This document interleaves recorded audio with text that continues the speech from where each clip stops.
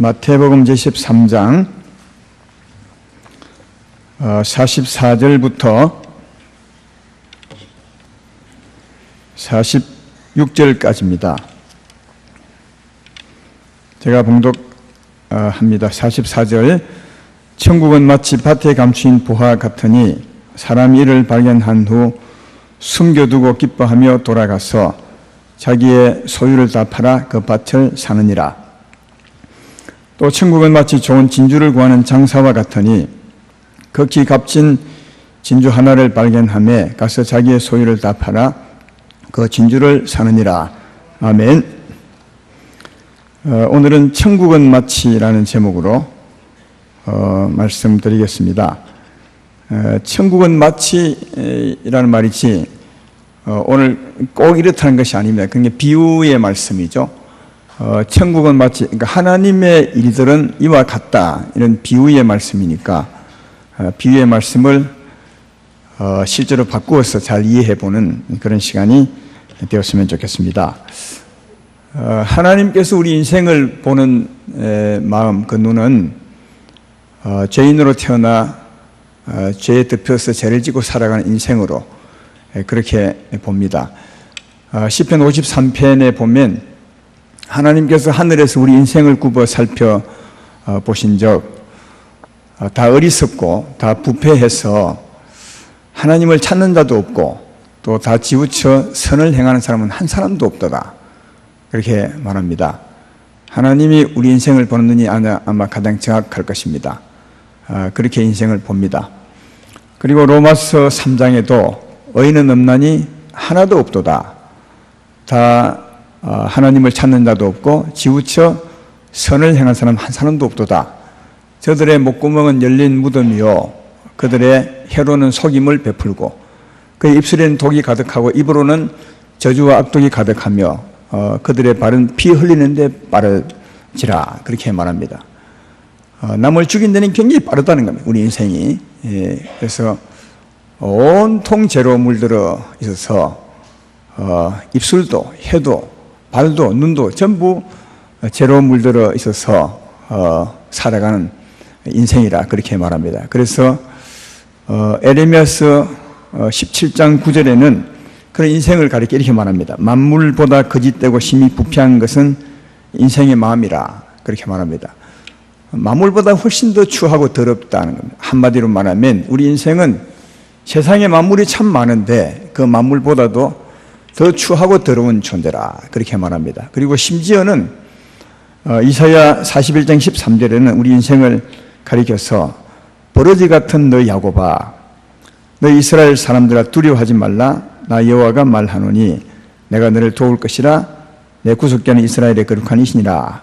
버러지 같은 야곱아, 그렇게 말합니다. 전에 성경책은 지렁이 같은 야곱아, 지렁이가 맞는 것 같아요. 왜냐하면 가장 추하고 가장 징그럽고 가장 약하고, 이게 우리 인생의 모습이라 하는 겁니다.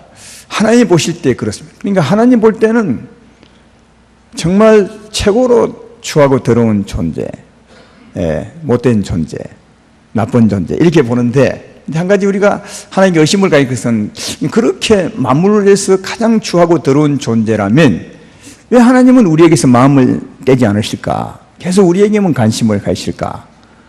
만물보다 더 추하다면 우리보다 좋은 만물을 하나 사랑하면 되지 않습니까? 우리보다 훨씬 더 부드럽고 좋은 짐승 하나를 사랑하면 좋을 텐데 그들보다 훨씬 못하다고 하면서 왜 하나님은 우리를 사랑하는데 여기에 애착을 가지고 사랑할 수 있을까 할까? 그런 의심을 가져본 적 없으세요? 그렇잖아요. 이렇게 뜨거운 성경을 줄 만큼 그렇게 애착을 가지고 우리를 향한 마음, 우리에게서 관심을 떼지 않고 계실까? 그것은 이런 것입니다. 비록 우리가 추하고 가장 못된 존재지만 하나님이 찾아서 조금만 손보면, 새롭게 하면 가장 존귀한 존재가 될 수 있기 때문에 그렇습니다. 비유로 말한다면 이런 거죠. 여기 보석이 하나 있다고 칩시다. 정말 값진 보석이 있는데 그 보석이 진짜 더러운 오물 섞인 흙에 이렇게 쌓여 있습니다. 진짜 더러운 하면 여러분이 더러운 것은 어떤 걸 생각합니까? 정말 더러운 흙에 이 보석이 쌓여 있습니다. 그 보석은 옆에 있는 돌보다 겉으로 보기에는 정말 못하죠. 깨끗한 돌보다 훨씬 추하고 더럽습니다. 그러나 그 보석을 가져다가 씻고 새롭게 하면 정말 돌보다 훨씬 가치 있는 존재가 되는 겁니다. 우리 인생이 그렇다는 겁니다.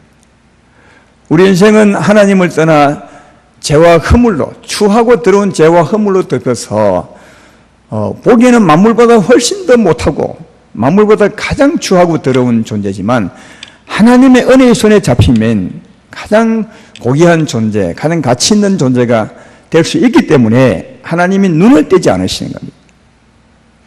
우리 인생은 하나님 앞에서 그렇다는 것을 기억하시고 말씀을 들으셔야 됩니다. 오늘 비유가 두 개 있는데요. 첫 번째 비유를 보십시오. 천국은 마치 밭에 감춘 보화와 같으니 사람이 이를 발견한 후 숨겨두고 기뻐하며 돌아가서 자기의 소유를 다 팔아 그 밭을 사느니라.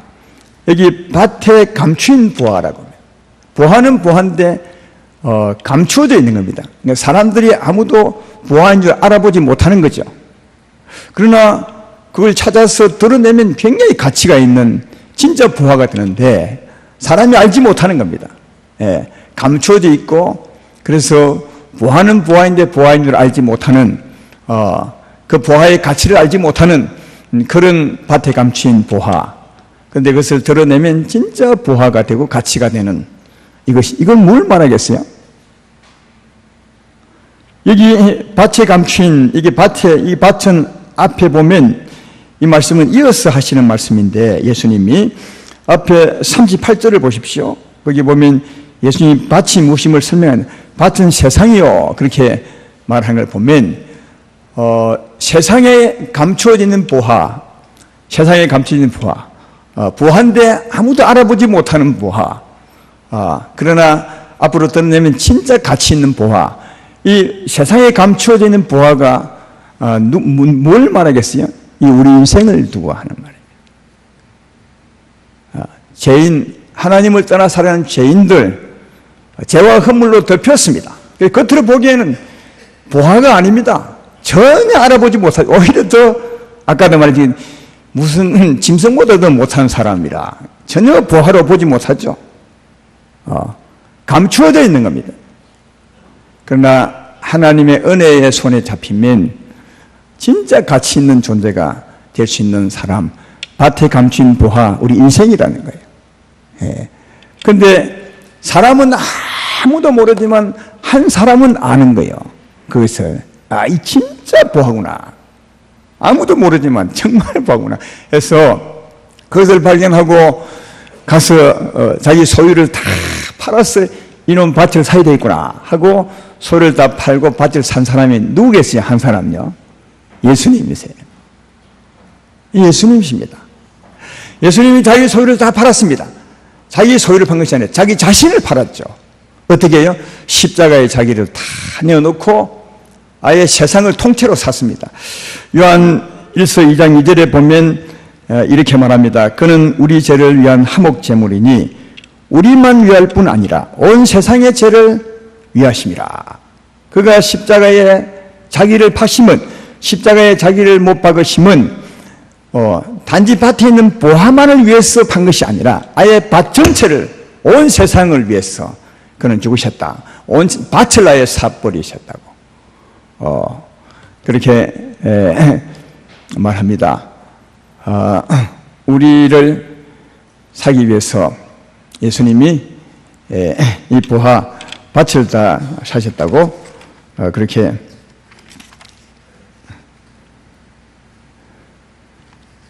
조금만요. 내가 갑자기 가다가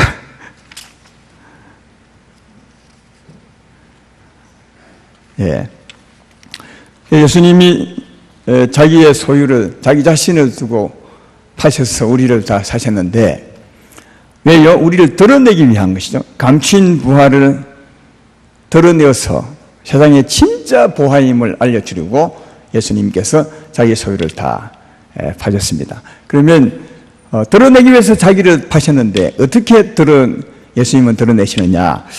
제가 몇 가지 말씀을 보면 예수님이 이렇게 드러내셔서 감추인 보화를 드러내셨구나, 이것을 알 수 있을 것입니다. 고린도전서 6장 19절로 20절에 보면 이렇게 말합니다. 너희 몸은 너희가 하나님께로부터 받은 바 너희 가운데 계신 성령의 전인 줄을 알지 못하느냐. 너희는 너희 자신의 것이 아니요 값으로 산 것이 되었으니. 그렇게 말합니다. 우리를 값 주고 샀다는 겁니다.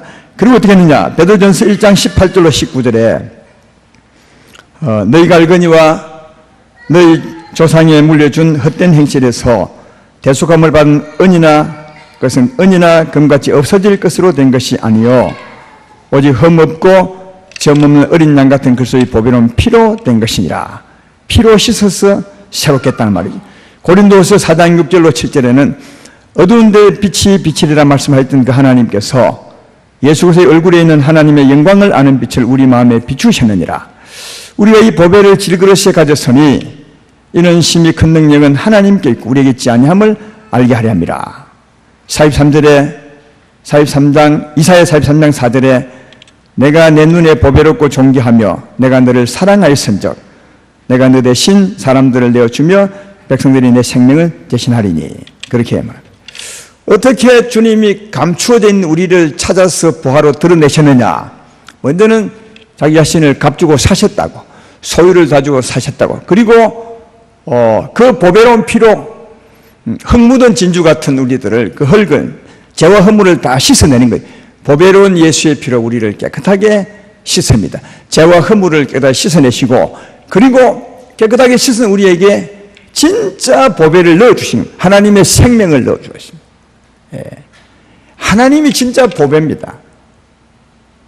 이 보배를 우리에게 넣어준 거예요. 그래서 우리가 보배로운 존재가 된 것입니다. 이렇게 하나님이 값주고 사시고 그 보배로운 피로 깨끗하게 씻으시고 거기다가 하나님의 생명 진짜 보배를 넣어주시고, 그리고 난 뒤에 우리 향해서 하시는 말씀이 아까 이사야 43장 4절에 말씀한 것처럼 내가 내 눈에, 하나님 눈에 보배롭고 존귀하며 그래서 내가 너를 진짜 사랑한다. 여러분 이렇게 말씀하고 있는 겁니다. 사랑하는 여러분, 세상에 만물이 진짜 많은데 그 만물 어느 만물 하나를 주님이 택해서 주님이 새롭게 하심으로 생명을 주어서 보배롭고 존재한 존재로 만들 수 있는 존재가 있습니까? 사람 외에 어떤 훌륭한 진리, 어떤 만물에게 주님이 조금 손을 새롭게 하시고 그가 하나님의 생명을 넣어주어서 보배롭고 존귀한 존재로 만들 만물이 있습니까? 사람에는 아무도 없습니다. 인생 외에는 그렇게 만들 존재가 아무도 없습니다. 우리 인생만이 하나님의 형상과 모양을 닮은 인생으로 지으셔서 하나님의 보배를 받을 수 있으면 생명을 받을 수 있는 존재로 만드신 것입니다. 그러므로 사랑하는 여러분, 우리가 죄와 허물로 덮여 있을 때는 만물보다 훨씬 더럽죠. 너무너무 더럽고 추하지만 하나님이 찾으시고 하나님 보혈의 피로 씻으시고 우리를 새롭게 하시고 생명을 넣어주면 최고의 존재가 되는 겁니다. 우리 인생. 그래서 우리 인생은 밭에 감추인 보화 같다고. 그래서 하나님이 찾으시면 최고의 존재가 된다고 그렇게 말하고 있습니다. 예수 믿으면 아멘 합시다. 예수 믿으면 아멘 합시다. 우리가 예수 믿습니다. 주님 우리에게 이렇게 은혜를 행하시. 저는 감추인 보화. 누가 봐도 저 사람이 무슨 보배야. 짐승보다 못하고 참으로 추하고 더러운데 무슨 보배야. 이렇게 아무도 알아보지 못했어요. 밭에 감추인 보배였습니다. 그러나 하나님은 아시고 예수님은 아시고 자기 소유를 다 팔아서 우리를 씻으시고 똥 묻은 진주 그 똥을 다 씻어내시고 보배로운 주의 생명을 집어넣으셔서 우리를 보배롭고 존재한 존재로 만드셨어요. 여러분이 우리가 진짜 보배롭고 존귀한 존재가 되셨습니다. 그렇다면 우리가 예수로 말미암아 보배롭고 존귀한 존재가 되셨는데 그 값어치가 얼마나 되겠어요? 여러분의 값어치는 얼마나 된다고 생각하십니까? 아니 보배는 다 가치를 매기잖아요. 보석을 가져오면 이 얼마 주고 샀어? 얼마 주고 산 거야? 이 다이아몬드 얼마 주고 다 보석이 좋다 하면 다 가치를 묻죠. 여러분의 가치 세상에서 가장 존귀하고 보배로운 존재인데 그 가치가 얼마겠어요? 우리를 값주고 산 것만큼 가치가 나가죠. 우리를 무엇으로 값주고 산? 예수님이 소유를 다 파시고 살았어요. 예수 값만큼 우리가 되는 거죠. 그래서 우리가 구원받은 영혼을 천하보다 귀하다 그런 말 하죠. 왜 그 말 쓴지 아십니까? 천하는 만물은 하나님이 지으셨습니다. 예수로 지으셨습니다. 믿으면 아멘 합시다. 예수님이 천지 만물을 지으셨습니다. 그러니까 천지 만물보다 예수님이 귀합니다. 아니 자기가 지은 것보다 지은 분이 귀하죠. 지은 존재가 귀하지 않습니까? 세탁기를 만든 사람이 세탁기보다 귀하지 세탁기가 만든 사람보다 귀하지 않지 않습니까? 천지 만물을 지으신 이가 예수님이시면 천지 만물보다 훨씬 귀한 이가 예수님이신데 그 예수님이 자기의 소유를 다 팔아 값주고 사시니까 우리는 한 영혼이 천하보다 귀하다는 거예요. 여러분 자신들이 정말 우리가 귀한 존재임을 아셔야 됩니다.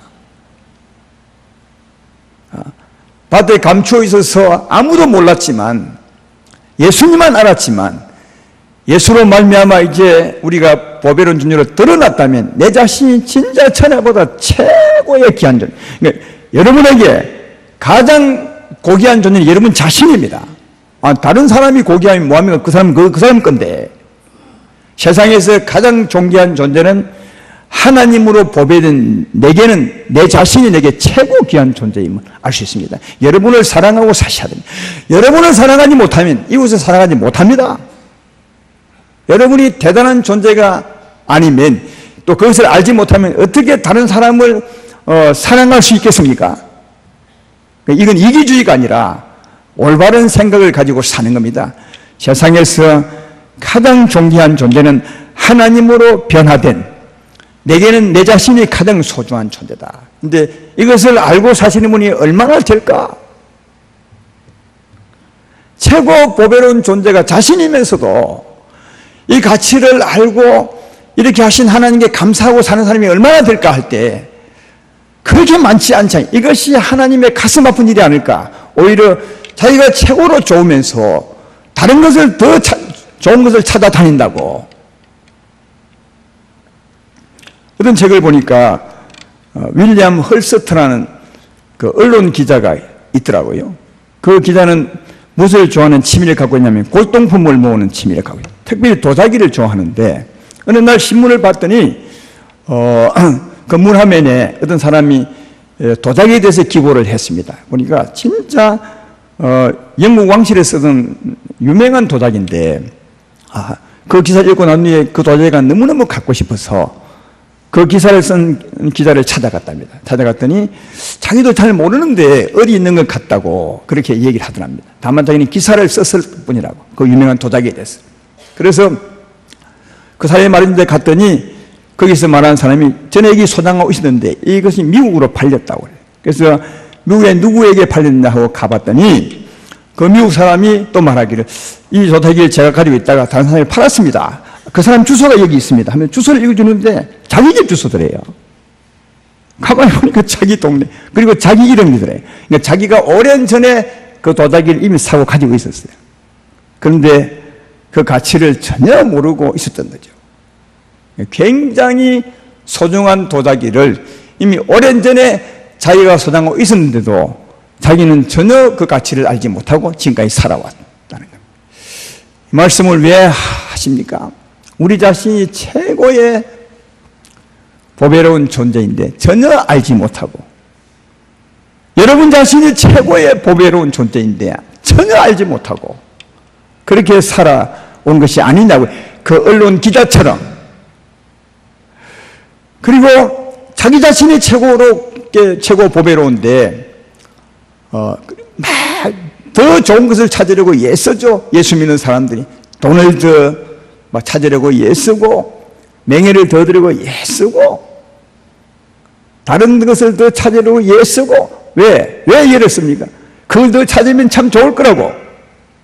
진짜는 자기가 최고인데 우리가 왜 자기가 최고가 된 것입니까? 그것은 하나님으로 말미암아 최고가 된 것이죠. 하나님이 내게 오심으로 나를 씻으시고 새롭게 하시고 진짜 보배신 하나님의 생명을 담아줌으로 내가 최고의 존재가 되었다면 내 자신을 주 앞에서 자랑스럽게 생각하고 나를 보배롭게 하신 그 하나님을 찾으면서 하나님 안에서, 그렇죠? 그 가치를 생각하며 사셔야 맞는 것인데, 자기가 최고인 줄을 전혀 모르고 더 좋은 것을 찾아 헤매고 사는 사람이 우리 예수 믿는 사람 중에 얼마나 그럴까? 사랑하는 여러분, 하나님이 보시기에 여러분이 최고의 존재입니다. 최고의 하나님이 보배롭고 존귀한 존재라 합니다. 하나님으로 된 것입니다. 그래서 하나님 안에서 여러분의 가치를 더 찾아가는, 그래서 하나님을 더 사모하고 하나님을 더 찾으려고 애를 쓴다면 여러분의 가치는 더욱더 아름답게 빛이 나지 않을까, 그렇게 생각합니다. 여러분 자신을 다시 보시고 하나님 앞에서 더 가치를 높여가시는, 하나님에게서 가치를 찾으시는 여러분 되기를 주의 이름으로 축원합니다. 나는 보석이 하나도 없습니다. 여러분은 보석을 갖고 있는지 모르겠습니다. 다들 폐물 하나, 보석 하나는 갖고 있대요. 갖고 있는데 그 보석은 그 가치가 빛에 있답니다.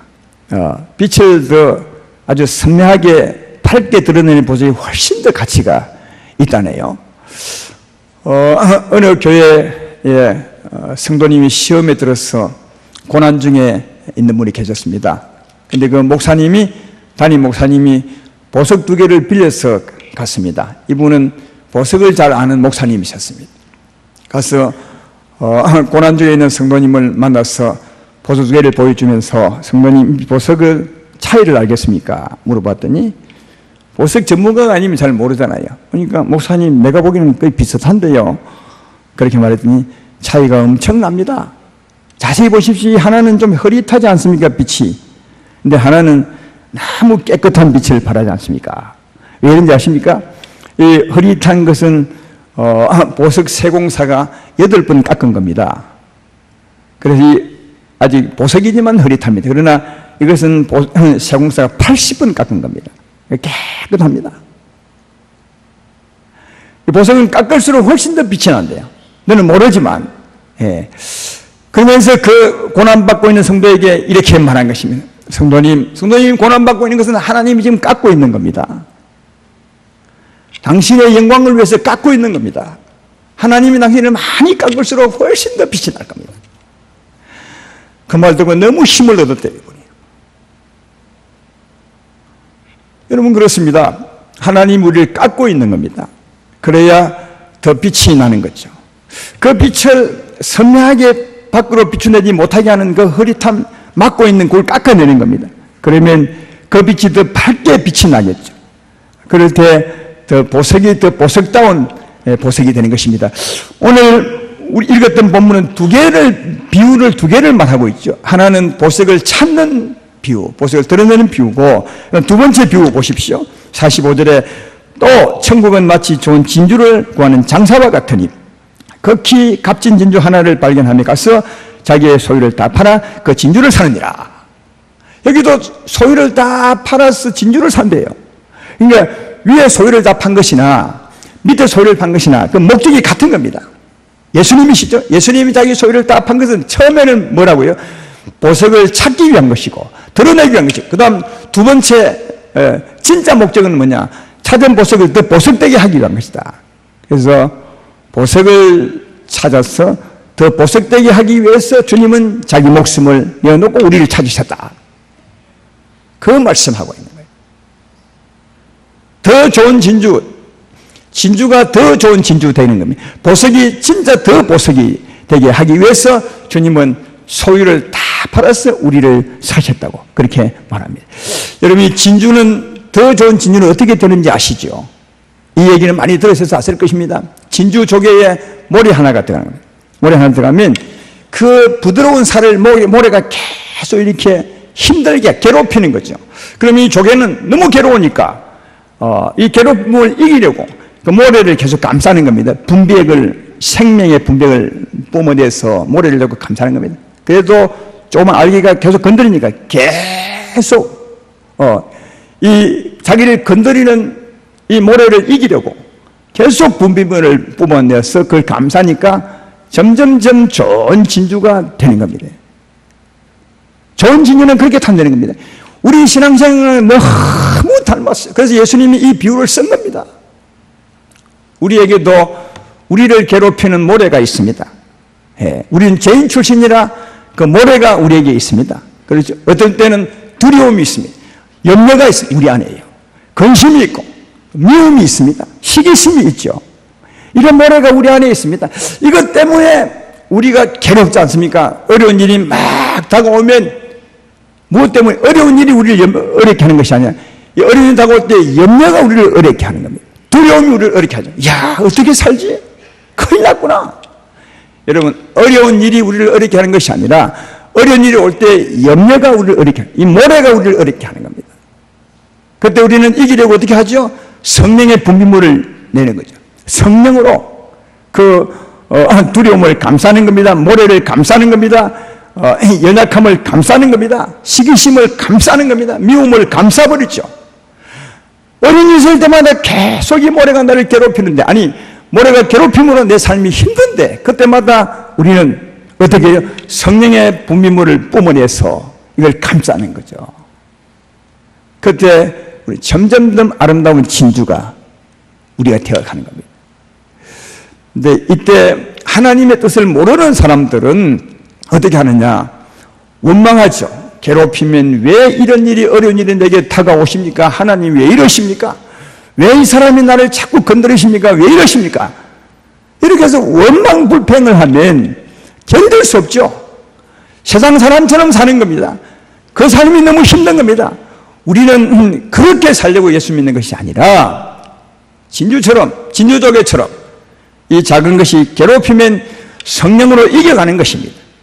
성령으로 감싸버리는 것입니다. 계속 감싸버리는 것입니다. 그럴 때 우리는 성령으로 사는 자가 되어서 더 아름다운 영혼을 가진 자가 된다는 것입니다.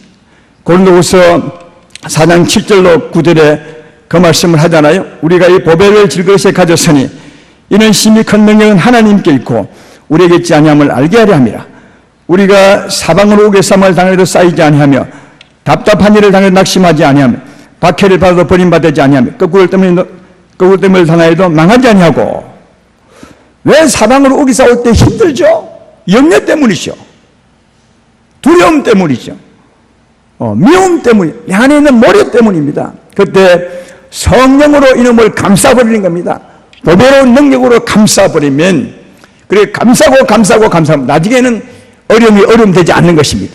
그래서 우겨쌈을 쌓여도 쌓이지 아니하고 또 답답한 일을 만나도 낙심하지 아니하며 박해를 받아도 버림받지 아니하는 사람이 능력자가 되는 것입니다. 그러니까 좋은 진주가 되는 거죠.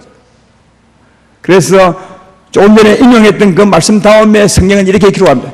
이런 삶을 살면 우리 몸은 날마다 후패해 가지만 우리 영혼은 날마다 새로워진다. 이 새로워지는 것이 무엇이면 좋은 진주가 되어가는 거예요. 아름다운 교회 성도 여러분들이요, 예수님이 우리를 값주고 사셨습니다. 새롭게 하셨습니다. 이미 보배를 드러내셨습니다. 아까 이사야서 41장에 말씀했던 것처럼 내가 너를 보배로운, 내 눈에 보배롭고 존귀하게 여기며 내가 너를 사랑하려 한 것처럼 하나님은 우리를 진짜 보배롭고 존재한 존재로 여깁니다. 우리도 나를 그렇게 봐야 되리라 믿습니다. 근데 이 보배의 최고의 가치는 빛을 발하는 데 있습니다. 예. 보석은 이미 보석이 되었다면 빛을 발하는 데 있습니다. 가치가 더 밝은 빛을 발하는 데 있습니다. 더 밝은 빛을 발하려면 어떻게 한다면 깎아내야 됩니다.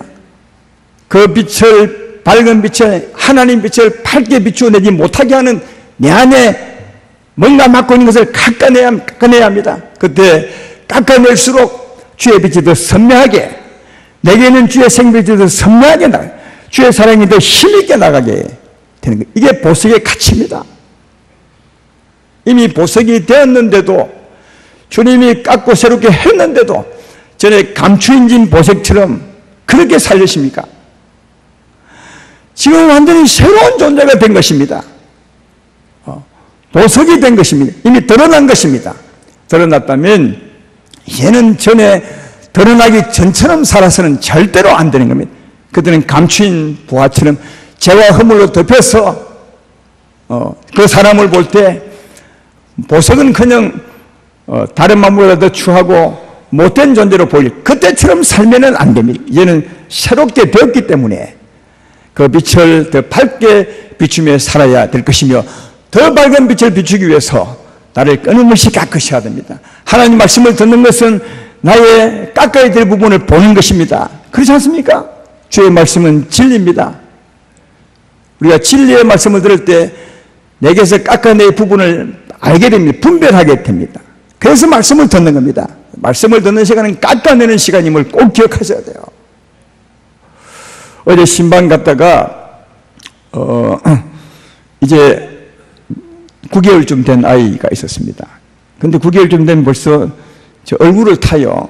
손을 탄다고. 자기 아빠 엄마는 잘 아는데 다른 사람은 안 안기를 하고. 근데 이 아이가 다른 사람이 이 아이를 다 안았어요. 다른 아빠가. 근데 이 아이가 뒤에 안은 사람이 자기 아빠인지 몰랐죠. 앞으로 보고 있을 때 안았으니까요. 그래서 이제 앞에 알고 이제 차를 타고 끝까지 왔습니다. 근데 나중에 차를 타고 딱 내렸는데 자기 진짜 아빠가 온 겁니다. 그랬더니 내가 좀 잘못 안겼네 하고 그래서 울어버리고 그 아빠한테 가더라고요. 그러니까 진짜 아빠가 나타나야 내가 지금 가짜 아빠한테 앉아있구나 이걸 아는 거예요. 하나님의 진짜 말씀을 들어야 자신 자신을 볼 수 있어요. 주의 말씀을 듣는 이유가 나의 깎아낼 부분을 알기 위해 듣는 겁니다. 그래서 하나님 말씀을 듣는 것은 계속 나의 깎아낼 부분, 하나님의 빛을 밝게 비치지 못하게 막고 있는 이 깎아낼 부분을 찾아서 끊임없이 깎아내는 것. 이게 행복입니다.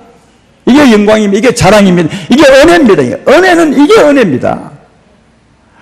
그러므로 우리가 말씀 들을 때 마음을 활짝 열어놓으시고 주여 무슨 말씀인지 하십시오.